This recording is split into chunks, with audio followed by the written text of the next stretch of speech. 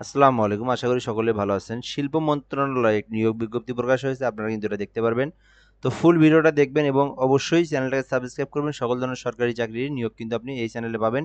এবং আপনি ফেসবুকে গিয়ে আপনি একটা পেজ আছে, অর্থাৎ এই নামটা এখানে যে নামটা আছে জব প্লাস PULSE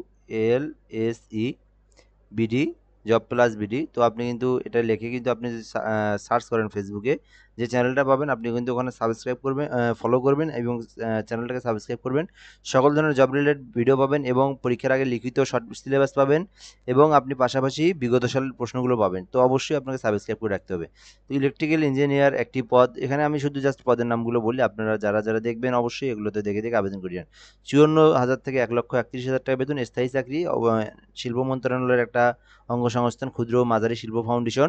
তো আবেদন করতে পারবেন। ক্রেডিট অ্যান্ড ফাইন্যান্স থেকে একটি, উপস্থাপক গবেষণা একটি, উপস্থাপক প্রকল্প একটি, এখান থেকে হচ্ছে হলো উপস্থাপক মানব সম্পদ একটি, টেক্সটাইল একটি, তারপর হচ্ছে সহকারী ব্যবস্থাপক একটি, সহকারী ব্যবস্থাপক ফাইন্যান্সে একটি, সহকারী ব্যবস্থাপক মানব সম্পদে একটি, সহকারী ব্যবস্থাপক 3টি, সাধারণ জুনিয়র অফিসার একটি, তারপর আপনার হচ্ছে হলো এখান থেকে জুনিয়র অফিসার আইসিটি একটি, জুনিয়র অফিসার এডিট একটি, অডিট একটি, জুনিয়র অফিসার লজিস্ট একটি, জুনিয়র অফিসার সাধারণ হলো 6টি। তো এখান থেকে যে যোগ্যতাগুলো দেখে নেবেন। এগুলো বলা পসিবল না, বহু সময়ের প্রয়োজন।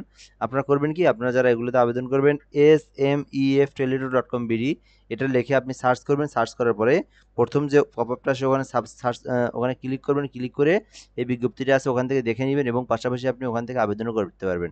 তো অবশ্যই সাবস্ক্রাইব করতে ভুলবেন না। নেক্সট ভিডিওতে দেখা হচ্ছে ইনশাল্লাহ।